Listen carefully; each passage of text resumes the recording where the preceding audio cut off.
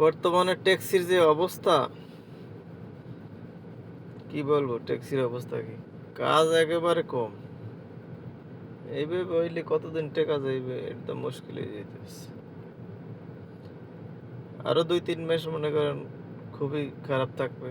যেমন জুন চলতে আছে, জুলাই, সেপ্টেম্বর, অক্টোবরের থেকে কাজ শুরু হইবে। এই ২-৩ মাসে তো আমাদের মতো লোকের খবরই যায়। আর যুদ্ধের কারণে পিছিয়ে গেছে ৩ মাস। আর এই এসে ৩ মাস, ৬ মাস। ৬ মাস যদি বিদেশে বসে সমান, সমান থাকা থাকা লাগে, তারপর বাড়ি খরচ আছে, নিজের কিছু এক্সট্রা খরচ আছে। তাহলে কেমনে কি কিভাবে চলবে? যাই হোক যেরকম আছি আলহামদুলিল্লাহ। আপনারা সবাই আমাদের জন্য দোয়া করবেন, সবার জন্য। যত ট্যাক্সি ড্রাইভার আছে সবার একই অবস্থা। শুধু আমার না। যাই হোক আমাদের জন্য সবাই দোয়া করেন। ভালো থাকবেন। ইনশাআল্লাহ।